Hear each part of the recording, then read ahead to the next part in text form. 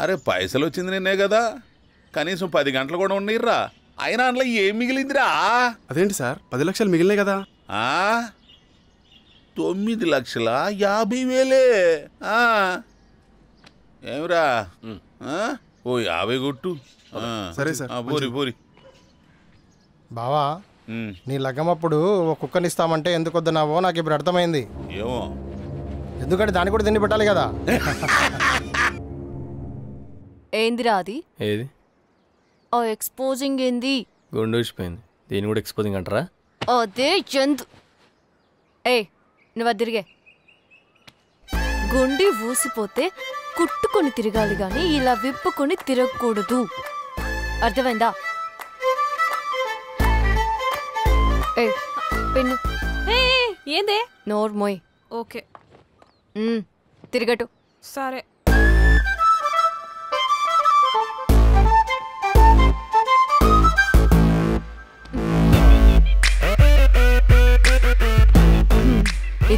ఇది నాది.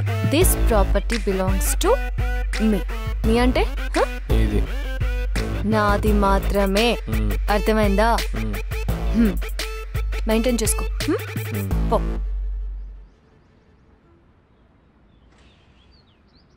तेरा रेंज बदल गया रे मामा.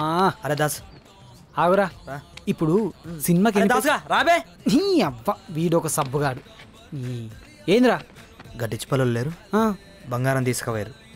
అవునా? గది గా సబ్బుగాళ్ళకి ఎట్లా తెలిసిందిరా? నాకేం తెలుసు బే. ఏమైందా?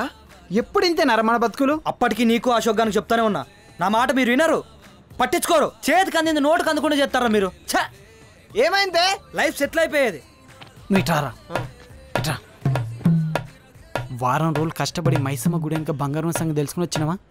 వాళ్ళకి ఎట్ట తెలిసిందేమోరా. రాత్రి ఆ డిచ్ పల్లెలు తవ్వుకుపోయినట. రే, ఒక క్రియేటివ్ డైరెక్టర్ని పక్కన పెట్టుకొని ఏంద్రా ఈ పనులు? అరే మీ అందరి లైఫ్ ని సెట్ చేస్తా అంటే మీరేంద్రా పాములు వాడతా, ఎలక పొక్కలు తవ్వుతా, అడక తింటానంటారేంద్రా? ఇంకా మారారా మీరు? అది కాదురా కూసోమా. అరే మళ్ళీ చాయ్ తీసుకురా. సరే. అరే దాసు ఎవడరా ఫోన్లా బంటాల మీరా? ఎందుకురా? ఇడా పోయిస్తా. నా సబ్బుల తిరుడు దాన్ని ఇంత గాసం పోయించు. చల్ బే.